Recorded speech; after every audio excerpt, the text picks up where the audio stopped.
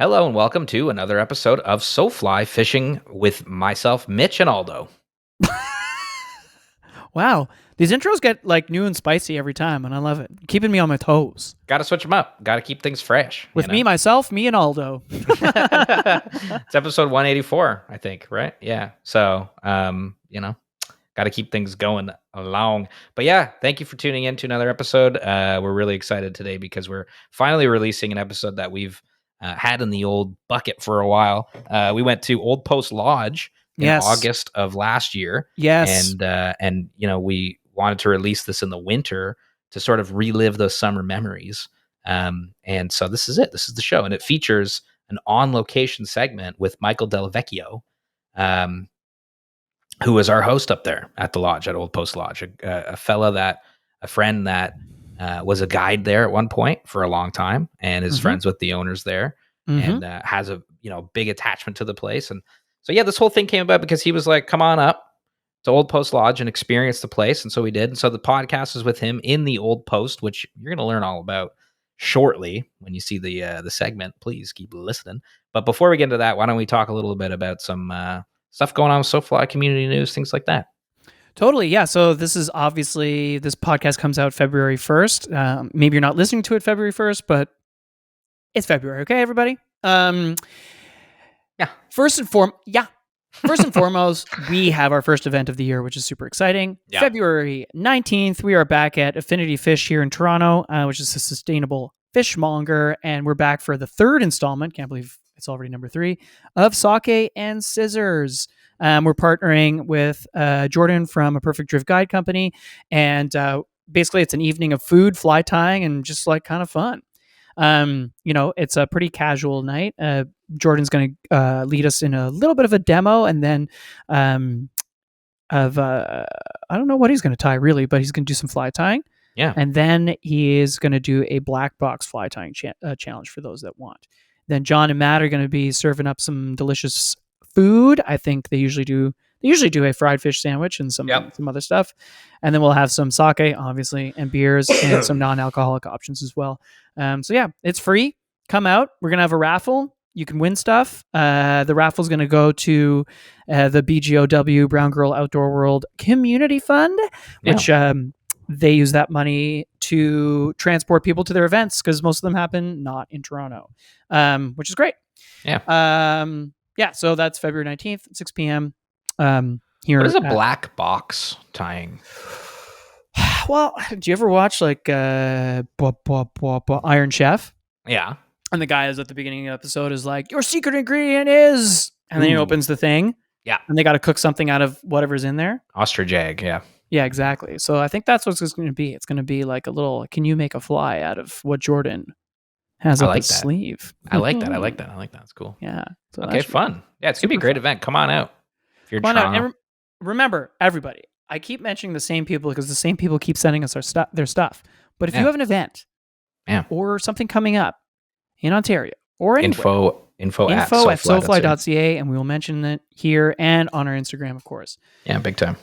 But looking to the Ottawa Fly Fishers, they just posted their February event calendar. February 4th, they've got beginner fly tying. February 6th, winter casting. Just a note that the winter casting is open to non-members. Yeah. It's $7 if you are a non-member. That's a pretty good price. And basically, you can do some casting in a gym somewhere in Ottawa. So that's on the 6th and the 20th. And then they've got some fly tying stuff for OFS members. And then on the 25th, Brian Chan is joining them over Zoom to do a presentation on fishing chironomids. I don't know. That's awesome. In Ottawa, sign up. Brian Chan, legend. Brian Chan, a legend. Canadian legend. And then if I look at Drift, our good pal Nick Roman, aka Salmographer, is leading a class on February 8th on Flies for the North, which is awesome. Then we've got Matt Martin is there on the 19th doing pike flies, which is great. And then Ian Troop, wow, all these people have been on the show. That's amazing. Ian Troop is doing micro streamers for big trout on Saturday, February 22nd. But just go to driftoutfitters.com to see all of those and to book your slot. And don't forget, Nick's is sold out. Oh, never mind. But Matt Martin, Matt Martin and got Ian some Tripp, room. Awesome. has some room. And don't forget, Drift has expanded into the basement, so they have an awesome new Tying bench. time bench and educational space. So it's no longer on the sandwiched in between the waiters, which I'm sure Rob is stoked about. Totally. Yeah. And that's it, man. That's it. Stoked to chat about Old Post Lodge. It was nice reliving the trip, and I agree. And it's yet another special place in the north, and there's some big pike in that lake, that's for sure. Okay? Oh yeah, buddy. Well, you know what? Sit back and take a break from winter and take a trip up to Northern Ontario right now. Old Post Lodge after these words. Here we are at the Old Post Lodge, the actual Old Post at the lodge. And we're sitting with Michael. Michael, how are you? I'm great. Long-time listener, first-time caller. Yes, very nice. I like that. Yeah, we're super stoked because we're recording on location. Obviously, we've been up at the lodge for a few days here fishing and hanging out with Michael and learning all about the history of it. And it's been pretty good so far, huh? Oh my God. It's been spectacular. The weather's been amazing. Yep. The food's been amazing. The grounds are amazing. Mm-hmm. The fishing's been great. Michael, you've been an awesome host. Thanks for having us up here. You really spearheaded this whole thing. Yeah, well, it's my pleasure. Thank you for coming along on the journey. Like I said, I've been listening for the podcast for a few years. I really got back into fly fishing during COVID. I was one of those guys that was looking for something to do, and I didn't really know a ton about it. I had done some fly fishing when I was a guide here full time back in the 2000s. But never didn't know much about tying flies or about casting or about gear or anything like that. And I started with Tom Rosenbauer's podcast, but then I was looking for other material and came across SoFly and like we've been talking this week, how it's a little bit more story driven and less technical, and I really took on to that, and I'm not close enough to the microphone. Nice, now you are. That sounds way better. But yeah, so why don't we start? It became like the thing that I listened to when I was at my tying desk, and so awesome. I was spending so many hours at my tying desk through COVID that it was actually the first time I met you guys was a bit of a trip, because it's like I've heard these. Am I listening to a recording right now? Yeah, like I talked to Aldo on the phone about getting him down to the Fly Club, which is kind of the other way that we've connected. Shout out to the Forest City Fly Fishing Club. Yeah. Forest City. And like the first phone call we had, it was like, am I on the podcast? Like, hello and welcome to this phone call. That's awesome. Well, why don't we start with that? Like a bit about who you are, your connection to the lodge. Let's start there. Absolutely. So I became friends with Jonathan, the current owner of Old Post Lodge, when I was about 15. Mm-hmm. He lived in Goderich. I lived in Seaforth. And I started spending a lot of time at the Grace house. And after about a month of sleeping over every weekend, John Sr., John's dad, decided that I wasn't getting a free ride anymore, and he put me to work. And so I started working just around Goderich for John. And after a couple of years of doing that, he offered me a spot at camp. I had always fished. I did lots of great memories with my dad and family friends camping and fishing as a kid, but not hardcore. There were camping trips with fishing mixed in, like, and not fly. No, definitely not. And I have great memories of that. But I think a lot of people want to be a guide because they're like the most fishy person. Yeah. For me, it was a great place to be, a great opportunity, and a great way to pay for school. And it did. So it was the Grace family owns this place then, and they still do. Second ownership generation. is now second generation because it's John, the oldest son. Yeah, we're going to talk about John, and so we'll say John and Senior is usually what we do in camp around here. Good way to because they're both named John. Both named John. Obviously, yeah. So your first year coming up here was, do you remember what year that was? 2003. I took my last month of high school off. I got special permission to write my exams at the school in Pickle Lake. That's cool. And super rad. And started working here. I took the train from Capriel, just outside of Sudbury, to Savant Lake, and was dropped off in the middle of nowhere. I was 18 years old, never been away from home for more than a few days at a time, and it started a love affair with the North and with the far North. Do you? What? I was just gonna say that's awesome. Yeah. Do you remember your first like season up here? Oh, vividly. Hold on, watch out.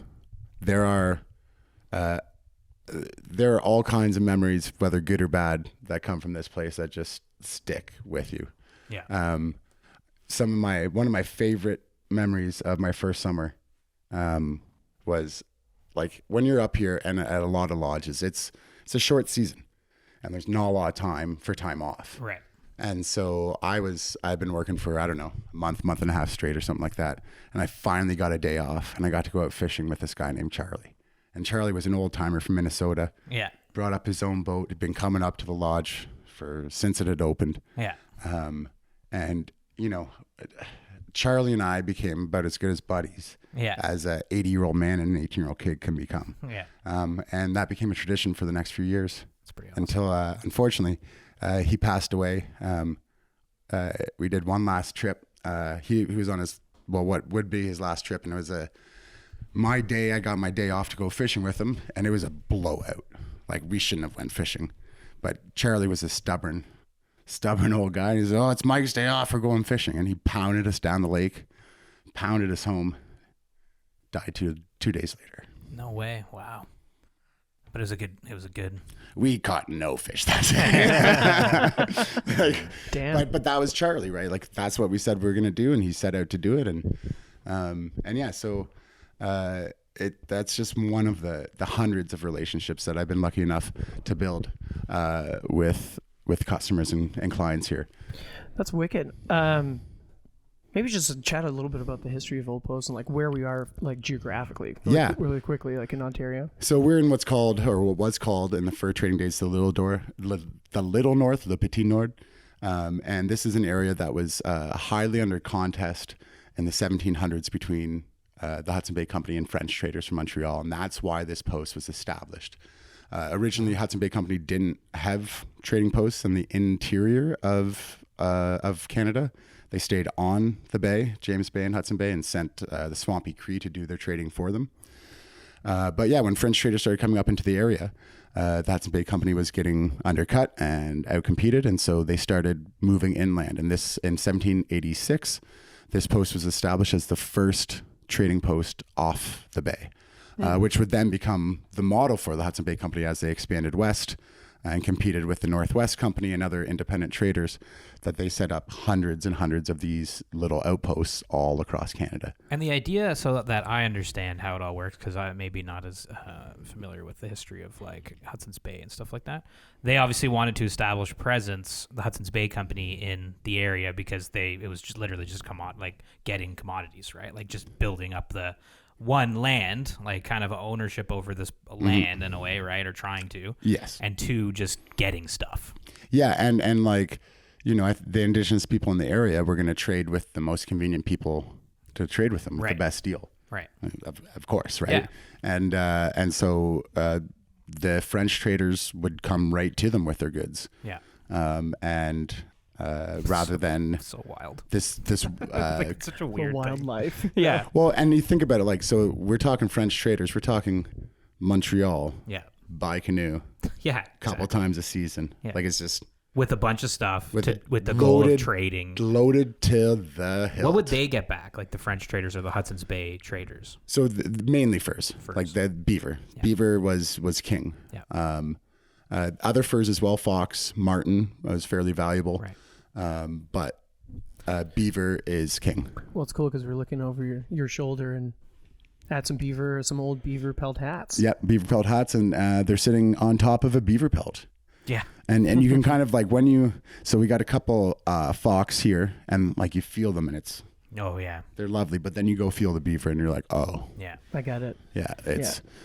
Okay, so this place was established as Hudson's Bay was like, we need presence in that area because the French traders are winning. Yeah, basically. So move in, create this really robust post, an actual building, and that's what they did. In this original building, that was 100 yards that way. That's right. So in the 20s, 30s, in the early 20th century, the lake was dammed and brought it up about 10 feet. Okay.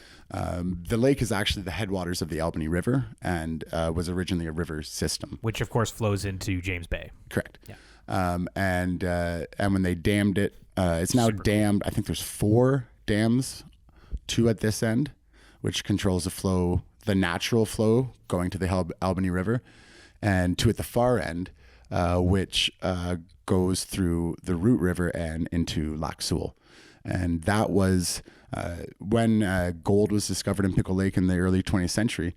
That's the post had a central role in supplying the mine and being kind of a midway or a depot for boat traffic, because there wasn't a road south. So they took all the mining supplies, came in across from Hudson on Lac Seul, where there's a rail access. There's about 3 kilometers of railed portage, and still I've never seen it, but at the other end of the lake, an old diesel locomotive that is just still sitting there for 100 years. It's just in the forest.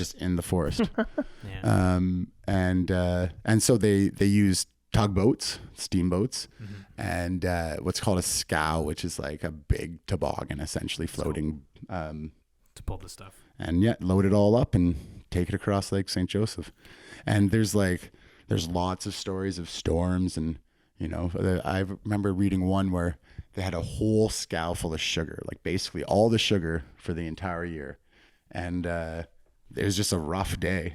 And it's just like that scow was taking waves over the bow, and just all the sugar just all Oh my God, just all melted away. So it's Can you imagine watching that happen? My sugar. No. It's Simpson. like we're up here. It's currently a 24-hour drive from Toronto. Yeah.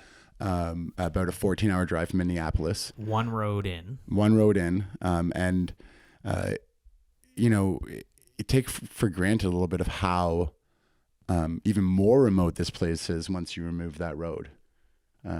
It's pretty wild. Yeah.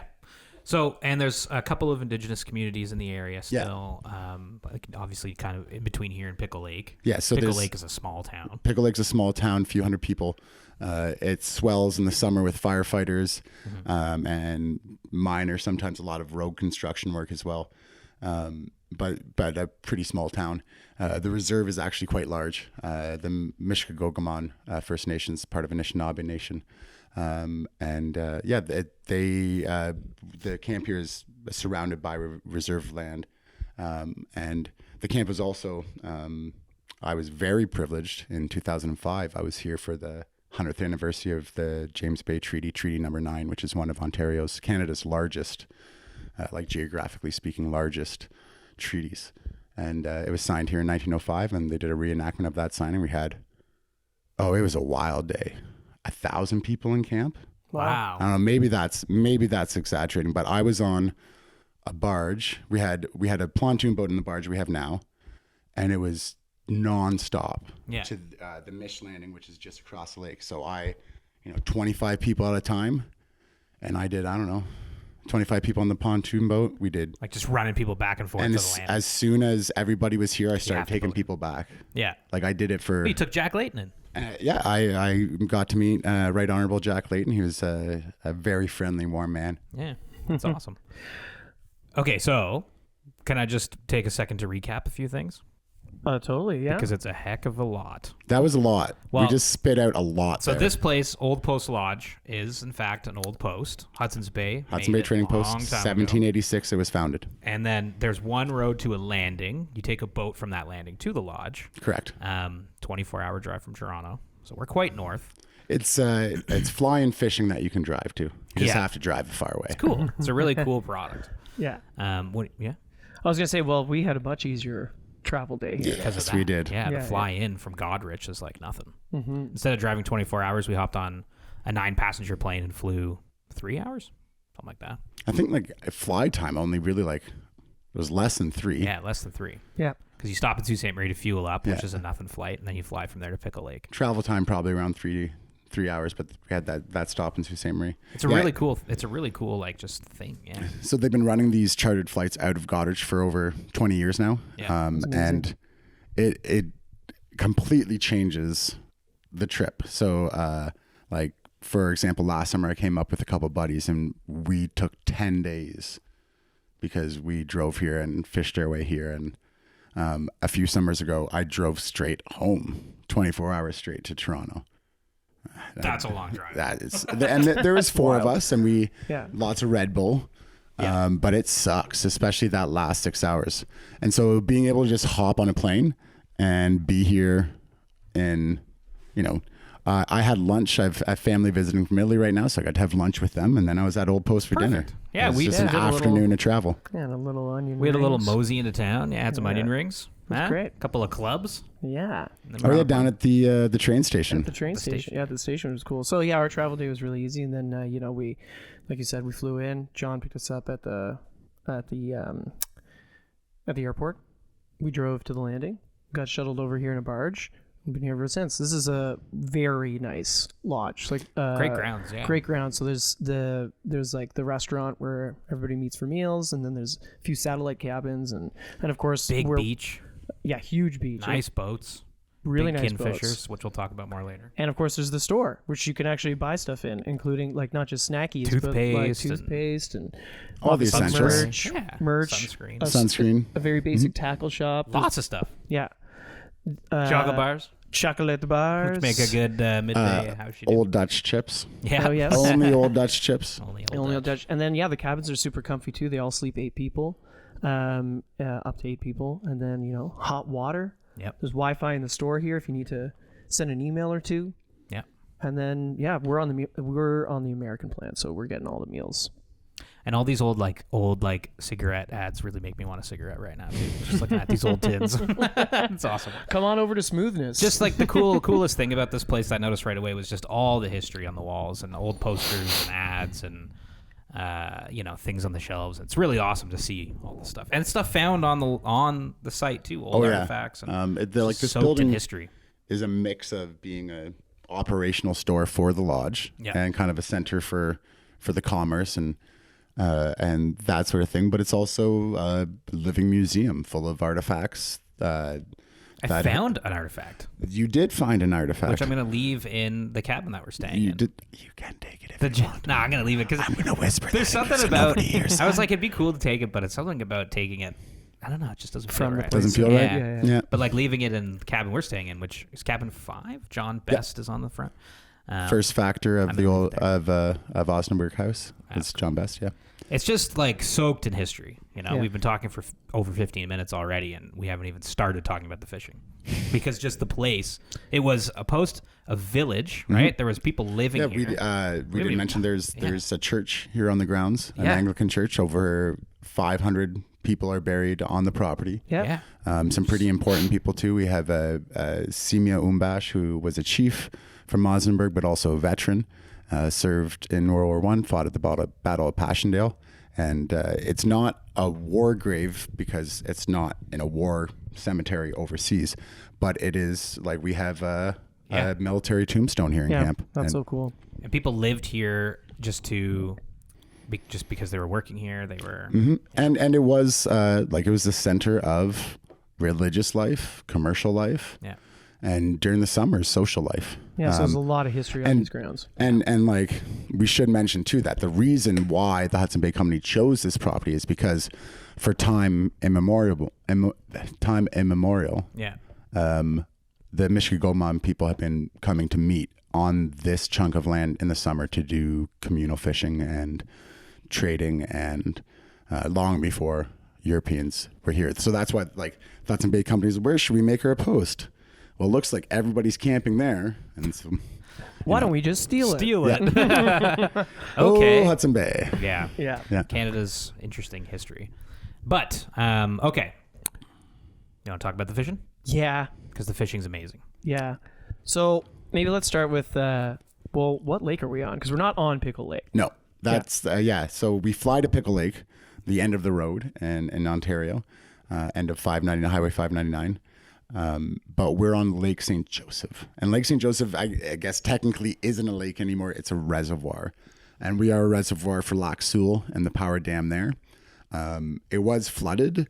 Damming, we often, especially in fly fishing and the trout world, and rightfully so, we often associate damming with negative ecological consequences.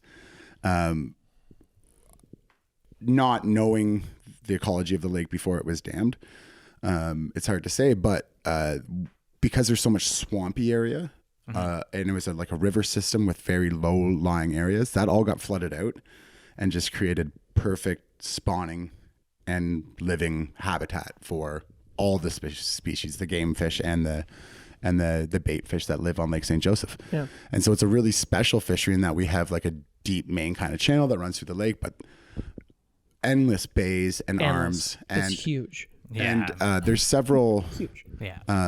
parts of the lake that are like they're big enough to be their own lake. And some of them are kind of cut off enough that they almost certainly were their own lake at one point. And they kind of almost fish like their own, like their own kind of mini ecosystem within the larger ecosystem of Lake St. Joseph. Which is why it takes so long to learn how to fish it as a guide and everything. I mean, there's just so much work. I would never be able to like that. Even just out here in front of the lodge, it's like a huge lake. Yeah, and there's endless little humps and bumps all everywhere. And what is this lake full of? It is full Teeming to the brim with. Exploding. It's exploding with walleye. Yeah. And even though that we're going to target some walleye later today and try to get some on the fly too. Yeah. But it is a walleye factory. It just has beautiful and not necessarily like super, super big. There's a few 30s that get caught. There was one the other day. So, maybe a half dozen 30s, but it's more like 25s and like 26s. Half dozen 30s like every trip, you mean? No, every summer. Every summer, okay. Still pretty good. But I caught a 22-incher. That's the thing. Like, there's a lot on of the fly. On the fly. There's a lot of like over 20s in the lake too. Yeah, that's like a good walleye. That's where got no that's problem where it with is. that. Is that Might be my where best walleye on the fly. Yeah, there you go. It was a nice fish. Yeah. So it's packed with walleye and packed with walleye and big pike. Huge. It has really a great big pike fishery as well. And one of the reasons why is because we have so much coarse fish in the lake or bait fish, ciscos, whitefish, suckers, perch.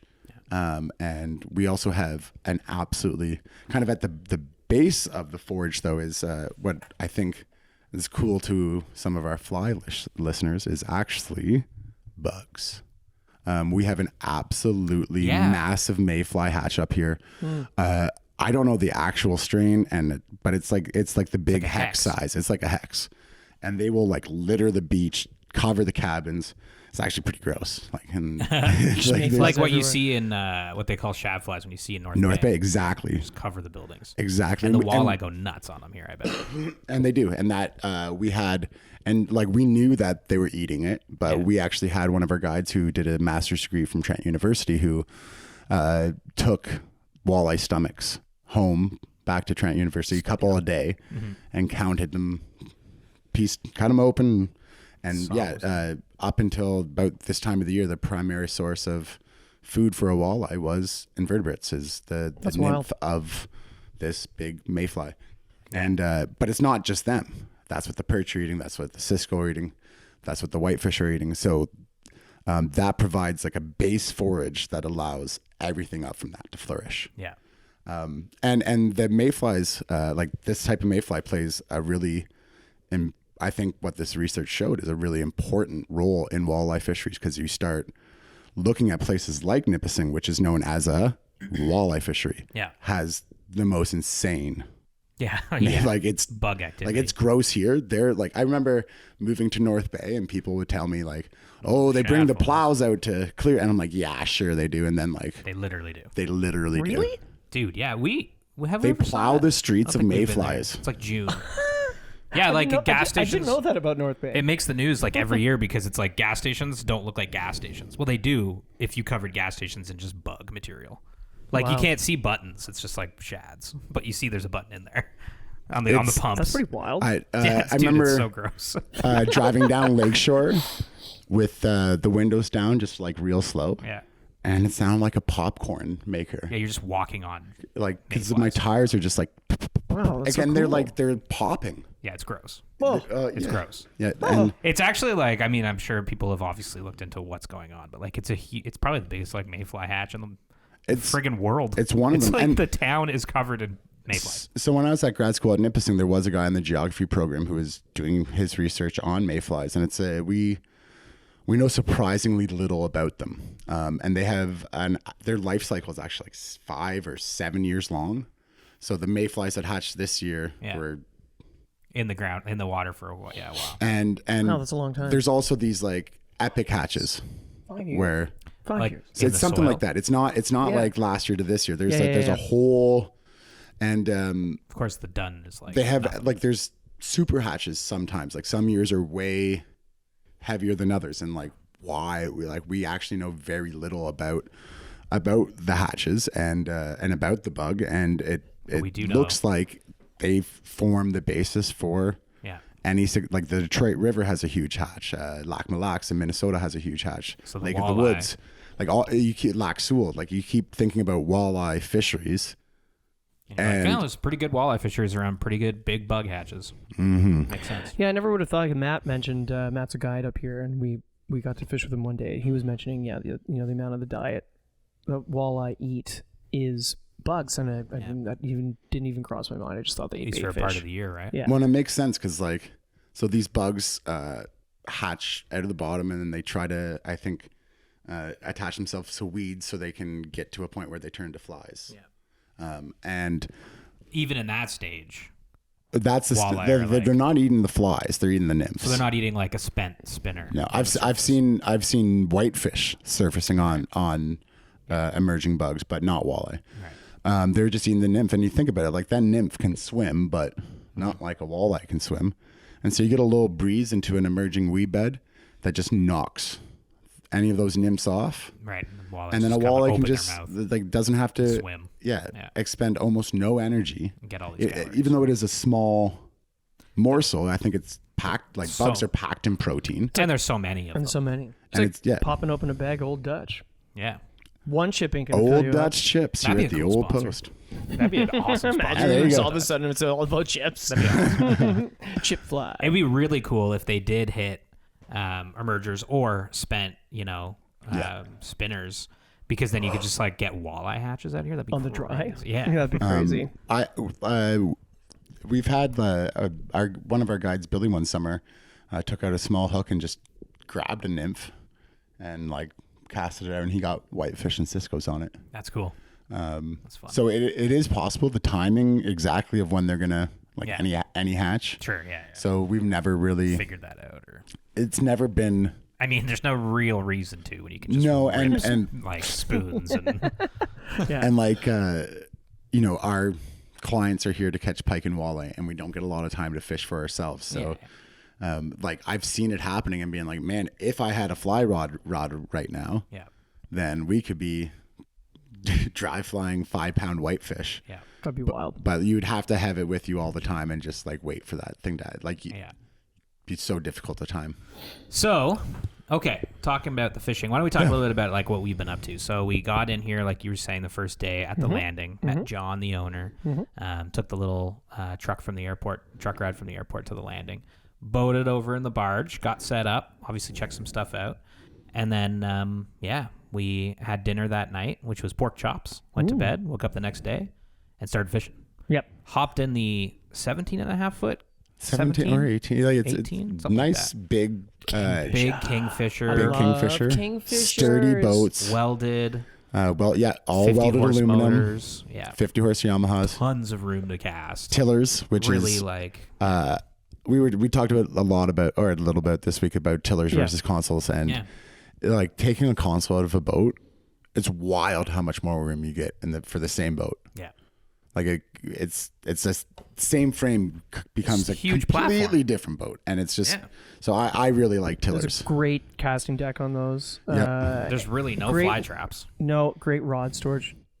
It's Great awesome. rod They're storage, just yeah. great boats. At the I front, really there's enjoy just that fishing one anchor which is cleat. like that's not even a big deal. And it's not bad. At the back of the boat, it's been a little bit tougher for me with my depth finder and the tiller arm. Yes, that's true. But even then, like I've seen worse line traps. Yeah. Like it's pretty awesome fly. Pretty setup. streamlined. And if you're ripping spinning bait caster rods, you like We used to have Lunds, and one of the worst line traps because they had like plunger style openings for the hatches, and Right. it's like a washer on top, Uh-huh. and like they would just trap line nonstop. Yeah. The boats are like made for I mean, they're made boats- for this yeah, lake. Yeah, incredible. Because it's big water, like big waves too. Like you can come We've been across. lucky that we've had Stellar almost weather. flat calm. Stellar weather. Yeah. Like just perfect for casting, perfect for driving a boat. But more than a few times I've been caught on the lake when a storm rolls in and we got 4 or 5 foot rollers. And so you need a boat that can really handle rough water. It's not necessarily like, well, it is a big lake. It's 90 miles long. But it's a glacial lake and it moves with the prevailing wind. Like everything moves from the southwest to the northeast. Yeah. Which is essentially the prevailing wind. So when we get a huge, big wind from the southwest or the northeast, it just rips up the gut of the lake and it like funnels. So like, it can the get, wind. It's just like when that one spot we were at, you just see the length. And Yeah. it's just wide open. You can see how like this thing can get ugly. 40 or 50 kilometers wide open. Yeah. So you want a big boat. You want a boat that can handle it. And these boats are wide too, which is great, obviously. So yeah, we went out that first day. Where did we go that first day? What happened that first day?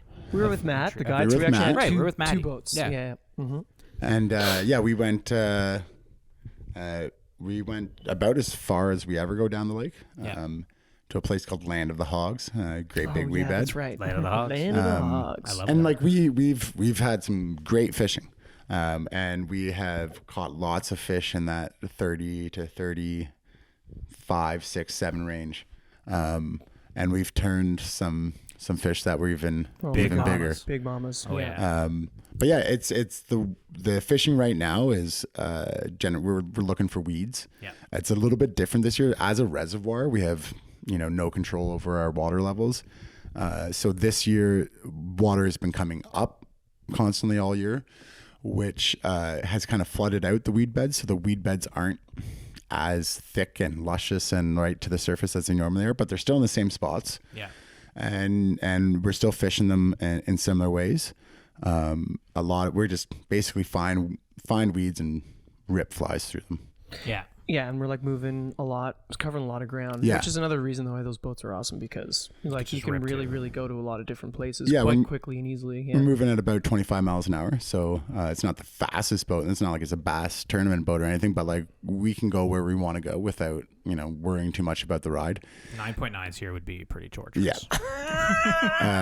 Yeah. Having a 50 is nice for sure. Yeah.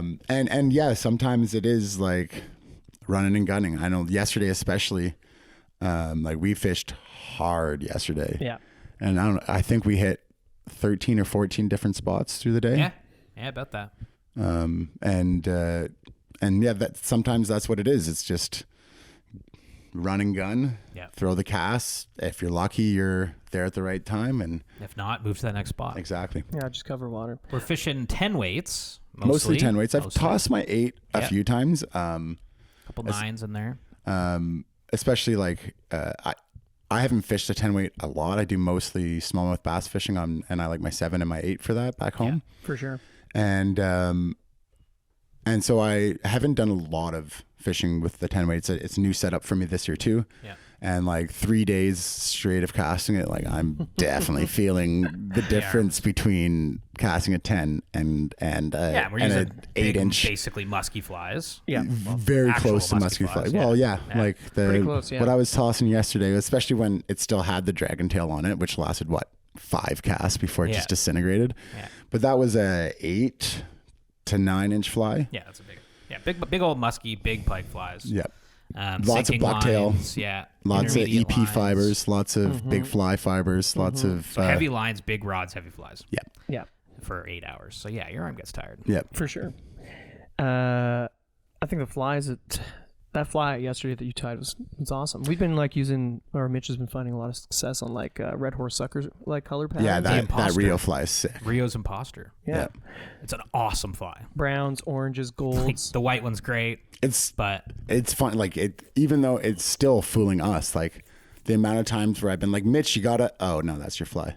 yeah. You got to fall. Oh. No, that's just your fly.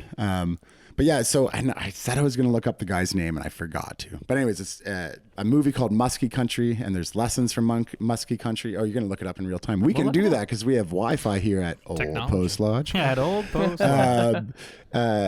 So this But yeah, in the depths of this winter, I subscribed to like an angling TV, whatever, through Prime. Yeah. And it's kind of marginal for its content, but it does have some good fly fishing stuff. There's like a Bob Clouser and Lefty Cray documentary from the 90s, which is pretty sweet. But one of the ones that I watched is this Muskie Country and then Lessons from Muskie Country. Yeah. And in that, it's rather than a fly, a method for tying flies where you're tying shanks individually and then connecting them with split rings. Okay. And then you hang your hook off the split ring. So this fly that I have, the hook is completely bare.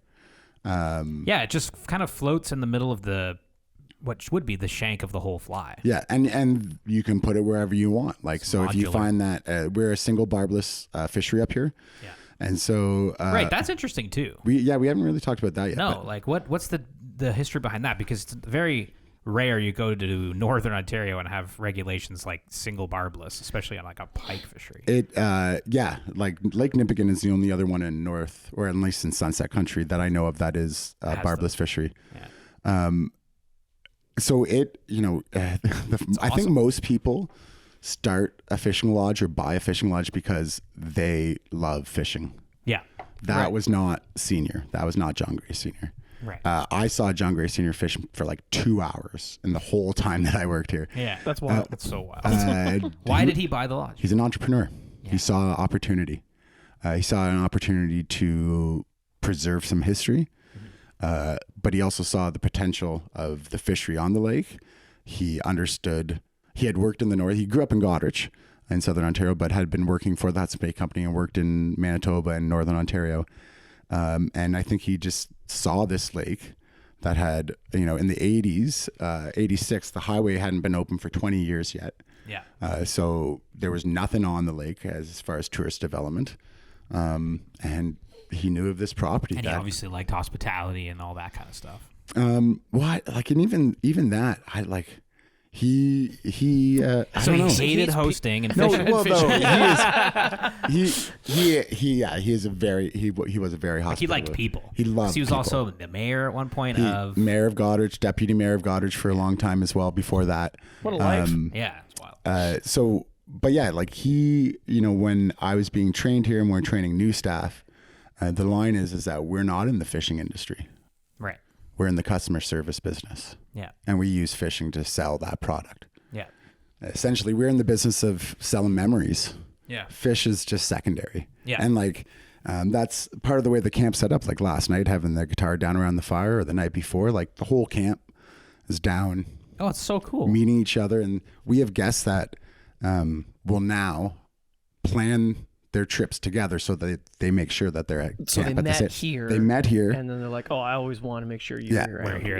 And they don't fish together or whatever. Like just dinner time. They might do a shore lunch or something like that together, but it's just like they want to be at camp when those other guys are at camp. So they will coordinate and book their trips together. Yeah, that's cool. That's nice. So like having dinner at the thing at the end of the day and talking to everybody about how they did, and then like last night, like, you guys doing the fire? It's like, yeah, remember? Yeah, it was and then awesome. You're down at the fire, everybody's just chatting, and it's pretty cool. And everybody's in such a good mood too. Well, yeah, that's the thing. How too. can you It's like, not how be, can right? not be, It's my happy place. Yeah. Right. Yeah. Yeah, you can see why people want to like make this part of their annual tradition. Yeah. Totally. Mm-hmm. I mean, fishing lodges do that in general, but this one is pretty like comfy.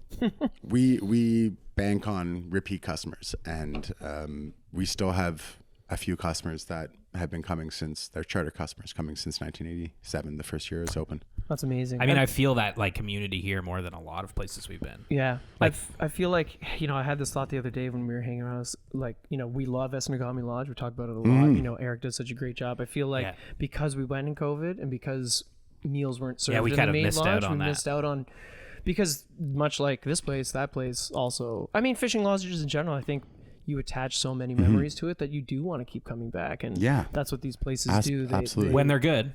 They do a good job of that, right? And, yeah. And people come back and people have their ashes spread here, right? Yeah, Like over 24 people have their last request spread ashes on the lake. On their fishing spots, which is crazy cool. That's very cool. Just shows you like it's literally the most important place to them in their lives. Oh, absolutely. Like literally. Yeah, which like, is really, really cool. Yeah, there's a couple memorials that have been Yeah, what's Filton that? Lake. What's the watch one you were talking Yeah, about? so which was this so is cool. Hal Turner, Phil Turner's brother, and Yeah. I never met Hal, so this has been since before 2003, before I started Right. working here. I know Phil, and he comes up with a guy named Elwin. They coming up forever. Great guys. Yeah. And but yeah, there's a can. I believe it's a can of Miller. Nice. With a watch on it, Yeah. so he knows when to drink it. Yeah. That's cool. And that's pretty special. He knows when it's And beer it's just, o'clock. and it's like, and everybody knows it. It's Miller on time. Yeah, It's it's Miller his time. beer clock, and it's just sitting on a little nook on a place called the Abyss. Oh, it's on the Abyss. The Abyss, and that was his favorite fishing spot.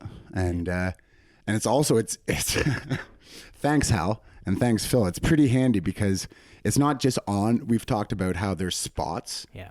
And then there's spots on spots that Yeah. like Spots within spots. spots within spots. It's just and it's on the spot and spot. So like you just You're like, go park yourself in front of the Yeah. can.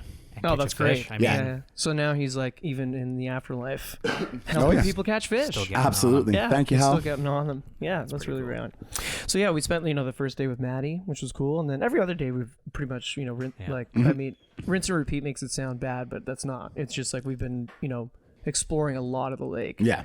And getting into some really great fish, like Mitchie, that fish you got in Mojo. Yeah, I got a nice fish in Mojo. That's my favorite spot now. Yeah, we've returned to a couple spots. So there's a bay called Mojo that we've had success in, and it's also on the way out and not like it's on the route. Yeah. So it's been like Back to camp. Yeah. Yeah. Yeah. It's on the just like right on the main route. So it's like, well, why wouldn't you go hit it again? It's been working.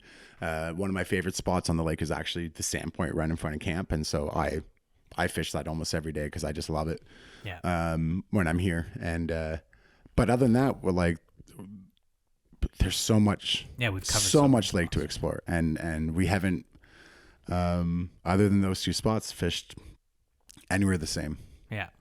That big fish that I got, yeah, it was probably high 30s, something like that, right? Yeah, Something it wasn't 40, but I say it's over 37. We haven't been doing a good job of measuring, which No. is okay though. We're At the same we're time, not measuring kind of guys. you're not measuring kind of you know? guys. It's a nice fish. You could tell when it's a nice Yeah, fish. And it it's was like had all those scars on its Yeah, it was back. battle It was wounded. like, like seasoned. most fish species, Yeah. pike. Yeah, there's a point where they just kind of become a different species, and you just know like that's the kind of fish that we're after, right? Yeah, Like exactly. Yeah, you're right. They have Pike like are- a presence. yes, Yeah. and like pike, even a tiny pike is a blast to catch. Like Yeah. Yeah. we've had actually some of the funnest fish I think of this trip were fish that we didn't catch, and they were like the little dinks that like shot straight out of the air at the fly, or Like really wanted it. and like just like or like launched himself, and they're just like hovering above the water, like I missed it. That big guy that I got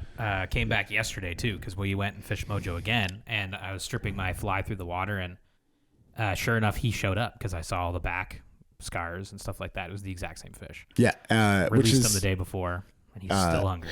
a testament to barbless hooks Yeah, and proper fish handling, yeah, and using the proper tackle and not dogging the fish out, yeah. getting it into the net quickly, and Yeah. and then keeping it in the net while you take the hook out, and And the nets you guys have are those fantastic Having- musky nets. Yeah. having the proper net that's big enough. It's almost like a little like Aquarium. so you can do your surgery if you need to in the water almost, and like that's the there's a lot of these regulations, and the barbless stuff didn't exist, and John Senior was the catalyst for a lot of that regulation. Again, not necessarily because he's a great conservationist or was a great angler, but he's a smart business person, and he saw stringers of 40-inch pike coming in, and he knew that if he wanted his grandson to Catch them. be able to catch him or take over, more importantly, Take over the he business. didn't care. Yeah, he wouldn't Take you know, over the business. Yeah, it's the business. He wanted the business his to money, last. yeah. And so he created something called the Lake St. Joseph Accord, which is a partnership with the First Nations, the MNR, and the town. And that's what manages the lake. So there's Americans have to have a tag, non-residents of Canada have to have a tag to fish the lake, can't camp on the lake. So the idea being, if you're going to come up here and fish the fishery, you're going to leave your money behind. Yeah. You're not going to just bring your trailer to the landing with your boat and all your own gas and all your own food from the States, and Right. which happened to a lot of other fisheries, especially at that time when he was like I think through the 70s and 80s, a lot of fisheries were hurting because for sure. they've been letting Americans or Canadians Just take all the they've fish. been letting anglers come up and just take all the fish. Yeah. And take all the big fish. And like we're talking the days of mounting and all that. Yeah. So John put an end to that. And like he even went above and beyond the law. And like we have a no trophy fish policy. Yeah. And I think that's one of the, as like we could have killed that fish and taken it home and ate it for some reason, or put it in the freezer so you could put it on your wall, or we put it back in the water and we get to see it the very next day. And it was chasing my fly. I was going to eat. But I kind of pulled it out. I didn't want to catch it again because I was like, I caught that fish. And then 2 minutes later, a bigger fish followed my fly, and I missed it. But it was bigger. Oh man, it smoked had no scars. your fly. I was like, oh, okay, that could be something. Yeah. It's there are certainly more effective and efficient ways to catch a pike than a fly rod. Like a 5 of diamonds. Like a 5 of diamonds. Like a red and white daredevil. Like. Oh yeah. I love that. When I was, most of my guiding up here has been on gear, and 3 spoons. That's what I bring. Yeah. Daredevil, wobbler, and this thing called a forage minnow, which actually Gene, I guess that's at camp this week. Gene Meyer, his son, I think his son Jacob gave it to me. Yeah. But yeah, like it's. He's such a nice guy, Gene. Gene's the best. We like that's I love fishing and I love coming up here, but it's when I get to come up here and re-meet or see customers, like every time I leave I kind of think, well, that's the last time I'm going to see any of those people, right? You never know. With just like you see them for 20 years. Yep. You have so many memories with them. And and even though I never guided Mike, I guided his dad, and who also is sadly passed. Yeah. But we got to have some good memories last night. Oh man, the kinds of memories you just don't forget. Yeah. So, I mean, that's why we love doing this. So fly and fishing at lodges and stuff, because that's what it is. Yeah, it's so cool. Making memories, and that's what's so cool about being a guide is that I get to be part of people's favorite memories of their lives, and I'm just stuck in there, whether they want me or not. There's Big Mike. Yeah. Oh, they want you, man. Gene, I mean, Gene loves you. Gene's such a cool dude. Oh man, and just all the guests are so nice and just like. Yeah, it's cool getting a window into like the life of this lodge through their lives and their experience too. Yeah. Like you can kind of get a sense of their history with the place. And which is of course the larger history of this place, which is really rad. Yeah. Well, we're gonna do some more fishing today, boys. Yes, sir. So the plan today, after this, because it's the morning on this our is the last morning and day. the last. Yeah, last day. Yeah, is we're gonna try and get some wallies. Yep. We are. Do a little shore lunch. We're gonna eat those wallies. Right here off the beach. I too, feel which like is pretty cool. This like we're not gonna try to get smallies. We're gonna go catch lunch. Right. Like that confidence level is pretty amazing. In nearly 800 days of guiding here. Yeah. I've never not cooked lunch. It just doesn't happen. Amazing. We'll get our walleyes. Well, I caught a walleye yesterday on a musky fly. Whether we'll get our walleyes on a fly, that's a little bit different because this time of year we're mid-August almost here. I will. I'm 100% sure. And they're going to be deep. I called it yesterday. Remember the shot I called? Yeah, it's August 14th right now. So we're center of August. Walleyes are generally pretty deep. Yeah. If I was guiding with gear, I'd be targeting 25 to 30, but we're going to look at humps and rock pellets that pop up to 15 and try to hope that there's some sitting on top. Yeah, of those you rock guys are pellets going to as fish spinning rods, and I'm going to fish a fly, and I'm 100% sure I'm going to catch. You're gonna catch one. Oh, at least. And it's going to be on the 6th or 7th. I'm feeling kind of 8th cast. That's your magic number. Yeah, it was 7, 8, 9. It was 8, yesterday. 9, 10, 11 8, 9, 10, yesterday. 11 yesterday. Yeah. I've been calling shots up here just to try. It's kind of worked out. But anyway, so we're going to do that, and it's going to be a great way to end the trip. Then we're going to go buzzer beater and try to find that 40 plus and see if we can do it. After lunch. Yeah, if we did, check our Instagram because it'll be posted there. The last night is we've had some good times so far. Yeah. Off the boat. Yeah. In the lodge. Lots of late laughs. Couple later nights. Yeah. But generally speaking, the last night's always a good one too. A little good send off. Yeah. Well, especially when you don't have to drive 24 hours the next day. You just get to hop on a flight and plane and take off. Like, you boys are going to be home for dinner tomorrow. Yeah, it's yeah, awesome. that's going to be pretty sweet.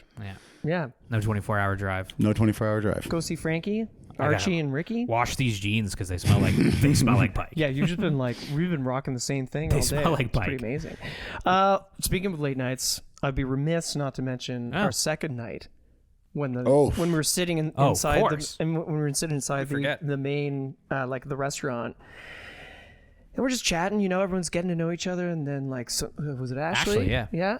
Or was it Mike? It was Mike. Oh, it was Mike. I remember Ashley freaking out. Mike pops in and he goes, "The Northern Lights are out." And we're like, "What?" He's and then Ashley went out. And she's like, "What?" Yeah, the Northern Lights. And when we go out and oh my God, the whole sky. It was crazy. Like it was blowing up. Top 2 or 3. Like I've seen the Northern Lights lots of times up here. Been very, very lucky, very, very blessed because they are just magical. They're like almost life changing. Everybody wants to see them in their life. Yeah, and I've got to see them multiple times, so I'm very, very lucky. But like 2 nights ago. Yeah, was best or Unreal. second I've never best. seen pink before. No. Dude, and all of the lights were converging above us. Yeah, it looked like strands. You could see the curve of the earth. And that's what I've seen them more vivid, but they were more kind of like located in one part of the sky. Yeah. That I've never seen the whole, absolutely like the whole sky. The whole sky, horizon to horizon. Yeah. Was just green and pink and white. Yeah. It was wild. Lots of dancing, lots of like that fluttering. To the back beach and just kind of like watched it, and then an owl flew away from us. We thought was an owl, just like Alden and I were walking down the trail. Oh yeah, that was whatever it was a huge bird. Like, all of a sudden it was like, and all those like just I know, I was like, holy shit. It was like a pterodactyl coming out of a tree. It was huge. So fun. But I thought it was so nice that we went back to our cabin and just we just couldn't go to bed. We sat on the porch and drank cabin some beers, 5, talked looking about out aliens. over the lake there. Talked about aliens and just looked at it's the Perseid meteor shower, so we saw some pretty cool meteors. Oh yeah, I got about a dozen meteors under the belt this week too. Yeah, I saw a few beauties last night. The stars just are amazing. But yeah, no, it's been a really great couple days here, and Mike, thanks so much for hosting us. This was all you. You spearheaded this whole thing. It's been my pleasure, and got to give a shout out to Sunset Country too for helping us out with this project. Big time shout out to Sunset Country. They've been great. Shout out to John, who John and I have been best friends for 25 years now, and I'm really lucky that I get to convince. I got a buddy that owns a fishing camp that I can convince to let me do these kinds of things because I think for the most part my actual guiding career is come to an end, and I'm okay with that. But the idea of not being here every summer is hard. Yeah, it's such a big part of your life. Yeah, you've gotten used to it, right? And so that's kind of, if I had a title now, brand ambassador maybe. Yeah, that's great. Yeah. And it's about, how do I get myself up here for a fishing trip? Totally. And I do that by finding cool opportunities that help promote the lodge, and we love that. Yeah, because it's so cool to get a peek into your story here, and also of course the greater Old Post story, which we've been learning is bigger than we think, and a lot of people are involved. Oh, we've only tapped the history. We scratched the surface. Not a lot about the gold mining, or we're just dry fly fishing right now. Yeah. Once we get that sinking line going. Yeah. Who knows what we'll find. We're going to Euro nymph this history. Here at Old Post Lodge. All right, Mitchie's Fishies 5 time? Ooh, I got to say, that's right. I hope this doesn't go too long, because as a listener, I think a lot of your guests, not that they haven't listened to your pods, but they are hearing those questions for the first time. Yes. Where I've heard these questions multiple times and thought long and hard about them, and especially I'm actually going to be asked them. I better have a pretty darn good answer. So that's awesome. So I'm stoked. Let's get them underway. I'm stoked that you're stoked and you've been thinking about them, because I think that's so cool. Often. That's so cool. Because take your time then. When I'm listening, and every time I listen to the podcast, I've been given a thought of what would I say. That's so sick. If I was asked those 5 questions, and here we are. So let's go. Let's do it. Number 1. Very excited. Okay. Number 1. Imagine. I can never remember the order of these things, so I'm just trying to. We were talking. Okay. What is your favorite fish and why? I almost said if you could fish anywhere. What is your favorite fish and why? If you had to pick a favorite fish. For the longest time, it was pike. Okay. When I was guiding here, that's like when I got a pike group that wanted to like no shore lunch, sandwiches, pike fishing all day. Yeah, like I love that. Yeah. And like I think there is like a hardcore pike angler is a little bit different than a hardcore walleye angler. Yeah. That you get more into that like musky fever, that kind of big time obsession. But now I do a lot of fishing on the Thames and the Maitland. Yeah. Smallmouth. Smallmouth. Absolutely smallmouth. Nice. Great answer. Yeah. It's the fish I have, it's the fish I have access to. I like trout fishing, and I'm only an hour from Whiteman's in London, and so I do Whiteman's a fair bit, but especially like the Thames is actually a great smallmouth fishery, and also some great walleye in the Thames too. But one of my favorites, I might be spot burning here, but it's really not. One of my favorite spots to fish in London. Yeah. At the forks of the Thames. Yeah. You literally can't get more downtown London. Yeah. You have Labatt Park to the back, so sometimes there's like a ball game going off. You can hear the ball game cool. playing. That's fun.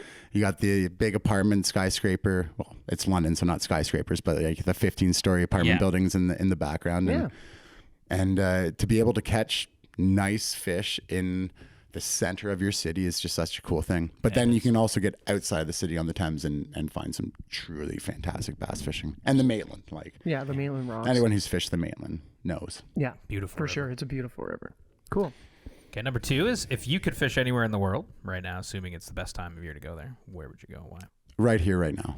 Yeah, that makes sense. Oh, okay, great. Talking to you this week, that makes sense. Yeah. This is that second week of August, and every year's a little bit different with water levels and how early or late, whatever the season. But if I wanted to get a 40-inch pike, second week in August. Okay, great. go. Well, maybe this Lake St. afternoon, you guys. Joseph, Old Post Lodge. Because it happens. It happens all the time. And it doesn't happen. Yeah, for right? sure. Last year I was here with my buddies, and I tried just as hard to get a 40 on the fly, and I made it to 39 and a half, which That's so good. Which is why we don't measure too, right? Because like, well, if you just did this with the fish. because like it really kind of like Just stick his tongue out. Yeah. it detracts from the amazingness of that fish to be like, well, it's only a 39. Hey, that's and a part half. of the fun. And But also, yeah, it's the goal. It's the knowing, milestone, and having your goals and Yeah. breaking those goals is, I think, why we like to fish. For sure. and knowing you, One of the reasons.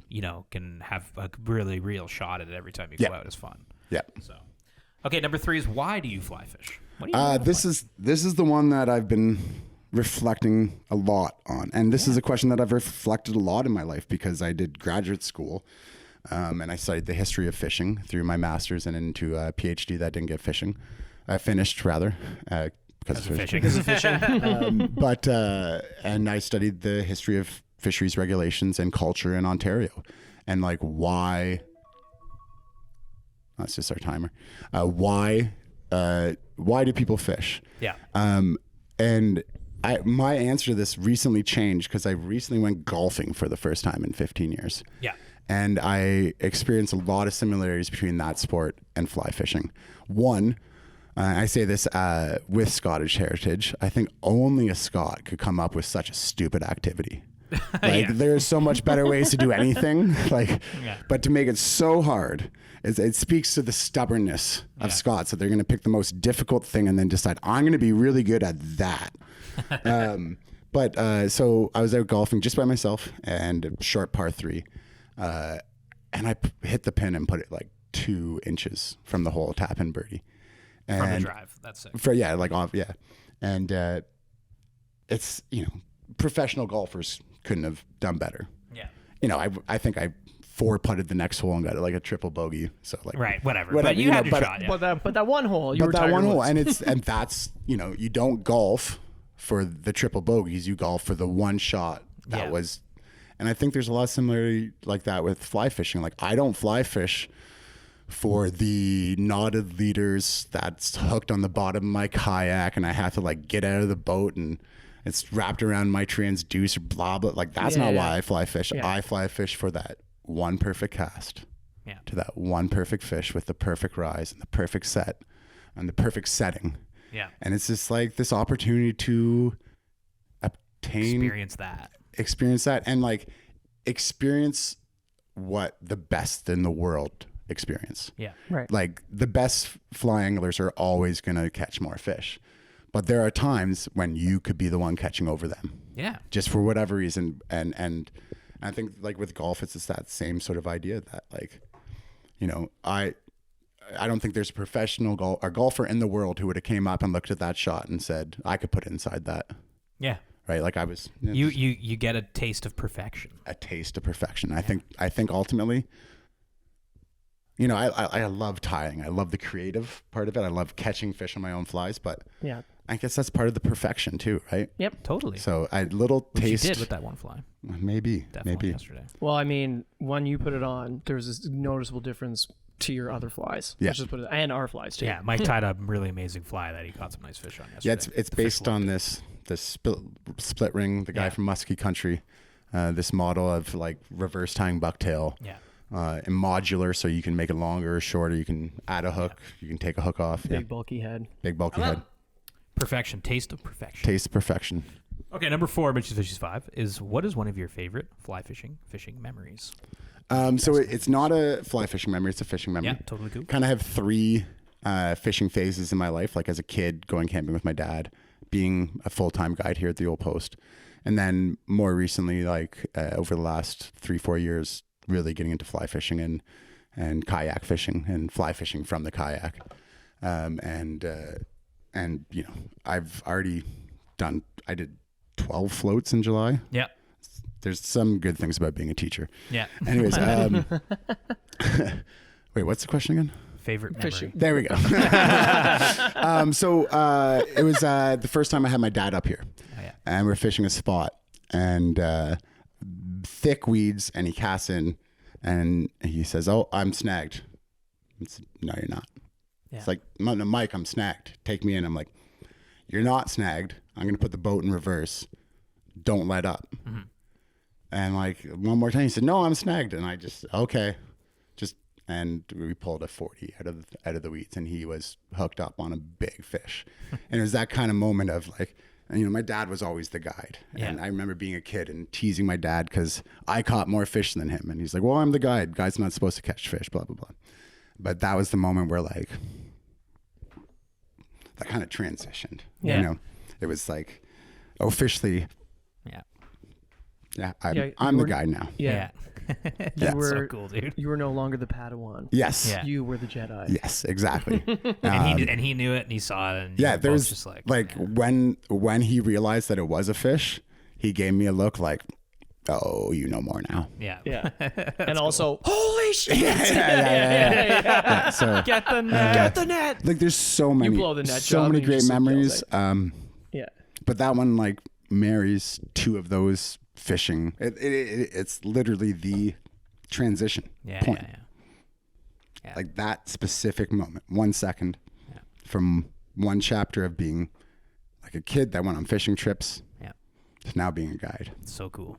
But Getting- still, Getting the old nod of approval from dad. yeah. You know, But I think I love that, dude. so much of fishing is, I don't know, how can you take that? You always take that to the river with you, I think, or the lake or whatever. You always take like your whole collective experience. Absolutely. Sometimes it like weaves in and out of your brain as you're fishing, which is kind of cool. So Yeah. yeah, the great memories memory. never leave us. It's a great memory.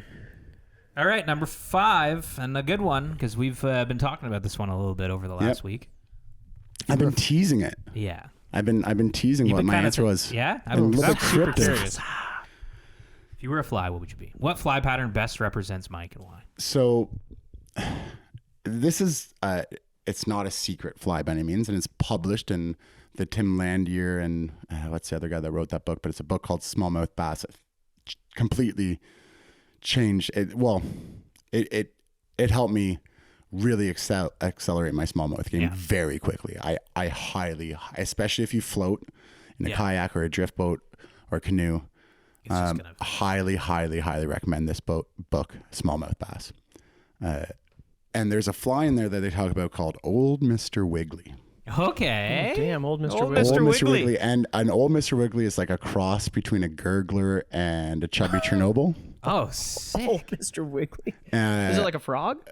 It's like a hopper, kind of. Oh. Okay. Like so, it's just a piece of foam, dub body, and rubber legs. Okay. Folded over foam, like a little gurgler head on the front. Yeah. But you don't pop it. Okay. You dead drift it, Interesting. and it's deadly. Really? I Wow. 20 and a half last summer, Yeah. and a 20 this summer. Dead drifting, essentially a dry fly, a big dry fly. That's cool. Sick. Yeah. And Mr. it's Wiggly. it's also like it looks stupid, kind of like me. It's big and chunky, but also like weirdly gangly and stringy, kind of like me. And it's most effective when it's not working at all. Kind of like me. That's awesome, dude. Right? So That's great. and I don't see people fishing it around here. Yeah. Like no one in my fly club fishes with it. Yeah. And I kind of have like, this is the first time that I'm kind of really telling anybody about how much I love this fly and how much I use it and the success I've had with it, because even though it is published in a book, it's kind of felt like my little piece of knowledge that Yeah, for sure. I worked for by actually buying a physical. A reminder: a book is this. It's on paper. Yeah, exactly. And you flip the pages, and there's information in it. And you made the pattern, and you fished the pattern. Made the pattern, fished the pattern, and it's just I love fishing it with like a 10-foot leader on my 7-weight floating. Yep. And fishing it like a dry fly. Boom. Old Mr. Old Wiggly. Mr. Wiggly. Old Mr. Wiggly. I love it. That's your nickname now. Well, that's Mitchy's Fishies 5, Mike, and that's a wrap here on Old Post Lodge. I mean, I just want to say, like, thank you for everything and having us up here and showing us this place. It's been absolutely my pleasure, dude. I mean, hopefully this is just the first of many. Hopefully, yeah, because it's really, really special when we get to go to like fishing lodges and have fun. It's another thing when we're with somebody that it means everything. Yeah, to them. It like has a deep personal connection. Like, yeah, it's your life. Yeah, it's fun to get to fish. My favorite place in the world. Yeah. So thank you for showing us this place and just being awesome and having a good time and let's fish some more together. Yeah, that's the goal. Let's go get some wallies and cook some lunch and then chase Slam some more. a 40. Slam a 40. That's it. All right. Well, thanks for watching here from Old Post Lodge. Right after this. Stay tuned. And that was the interview on location at the Old Post building itself at Old Post Lodge on Lake St. Joseph near Pickle Lake, Ontario, which is a 2-hour flight from Godrich, with Michael Del Vecchio and me, Mitch and Aldo. Yeah. We hope you liked it. Hope you like it. Can I impart some pro advice if everybody wants to go up there? Pee before the flight. Right. I legit almost peed my pants on the way back. Because you stop in Sault Ste. Marie. Yeah, I remember that. And I was like, oh, I'll make it to Sault Ste. Marie. And I legit almost didn't. I thought you were going to just be, I thought you were like, thought I was just going to pee. You right told there. me, you too, you looked at me like, dude, if you have to pee, just pee. It's just a pair of pants. Yeah, I was like, just I can't pee. This plane is so small. It's fine. We'll open the door up when we're up in the air. Let it all, Well, I have to say that was very supportive. So thank you. If I peed my pants, you would have. Oh, I got your back. You would have been there for me. Yeah. You're like Adam Sandler and With a spare pair. and Billy Madison. Remember when the kid pisses his pants and then, and he pours water on himself and then everybody pisses. Hell yeah, man. It would have been like that. Solidarity. Yeah, definitely do that. But it was a great, that podcast was fun, and listening to it back was cool because it was a great trip. It was really like an awesome week, and the place was awesome. I'd love Northern Ontario so much, and Old Post is definitely a Northern Ontario lodge. It just feels very Northern Ontario. From the floorboards in that dining room where you could see the cracks through. You know what I mean? Like it's just built very, very rustic. Northern Ontario. Like what an Old Post would be like back in, I think it was 1768 or something. He said when it was founded. Yeah. Just wild, and to think all the people that lived there, and it's crazy. It's a crazy amount of history, and the fishing was so great. Yeah. It was great. We had a blast. You really could spend. I get why, people like Gene, the fellow we met up there, go back year after year for decades, because it's like it's a great thing to go back to and make like a yearly kind of sentimental trip, about. So yeah, thanks Michael for having us up. Thanks John, family, for hosting us. I mean, we appreciate it, and go check it out. We appreciate it so much. It was such a good time. We had such a great time. Yeah. So what do we got going on? I mean, this comes out Feb 1st, and we will be in basically Belize. Not basically. Yeah. No, yeah, basically. We fly out because we fly on the 3rd. But if you're listening to this, I'm stoked, man. I can't wait to get into some warmth. It's been cold here in Toronto. It's freezing in Toronto, so it's gonna be nice to get up there and just be in the heat, and also obviously fish and see what that's all about. Because I know you went twice last year. Now everybody says amazing things about the fishing in Belize, and I'm stoked for everybody to see it. I'm nervously looking at the weather. Not that it's bad. And I know I shouldn't do this because tropical destinations also got to pack my rain jacket. Rain comes and goes pretty quick, but we had last year when we were there at the exact same time, we had spectacular weather. So we're going at a pretty weather stable time of year. Right. Yeah. So I'm not. It's okay. Hey, if it rains, we'll play some cards. I mean, we're on vacation. It's gonna be awesome to just like have a break too. Yeah. So it'll be fun, and I'm excited to because we've got some pals. Actually, we mentioned at the top of the show, our event with Affinity Fish. John from Affinity Fish is coming, and Tim and Keith and Nick. And you know what? Without trying, basically those 4 guys are essential in all of our fundraisers. Yeah. And so it's kind of fun getting to do a trip with them, even though we all fish together from time to time, but it's kind of fun taking them all on one trip together. Yeah, it's going to be sweet, like go and do that. There's some fishy dudes that, care about the fish here, and it'll be awesome to watch them slam a bonefish. Totally. I think. Oh, I can't wait. I can't wait to get out of the flats, and it'd be crazy if someone caught like a huge permit. It could happen. It's a good place to do it. Not holding my breath, but it could happen. Yeah, me either. That's me personally. Like for my own personal fishing. Oh, for me too. Yeah, I'm permit cursed for sure. Yeah. I mean, I don't know. I haven't had a lot of shots at them, but I'm just gonna. Well, I'm 0 for 5 on hookups. Let's just put it that way. Hooked 5, landed 0. So. I mean, they just take off like a racehorse. Huh? Oh, maybe this is the one. But also, doesn't matter for this because we're gonna catch bonefish. We're gonna catch all kinds of fun stuff. Oh, I want to try to get triggerfish. I want to get a trigger. No, they're there too, brother. Little triggerfish, like yeah, they're awesome. Their teeth, their teeth are so cool. It's gonna be fun. So yeah, if you're listening to this from Belize, probably, and probably, it's too bad you're not there too, eh? And if you are, hit us up. DM us. We'll get a margarita. Yeah, for sure. Yeah. What else we got going on? I mean, after that, we get back. And it's this month, dude. It's Pike month on the cast. We're just going right into Brunswick Lodge. Yeah, which is the trip that we talked about at the top of the show here, where although was with David from Very Good Fly Fishing and Nick Salmographer and Idis was on that trip. Oh yeah, he was. Yeah, and that was the week before we did Old Post. So yeah, that's coming out next podcast episode. So get ready, and we're gonna have a trip video for that too. February's Pike month on the So Fly Fishing Podcast. Yeah. Well, we hope you enjoy that. I think that's pretty much everything, eh? Oh, heck yeah, brother. Okay, well, thanks everybody for tuning in. This is another episode of So Fly, and we love ya. And that's it for me, Mitch Aldo. Thanks everybody for listening. Mm-hmm. And take care. Oh, come here.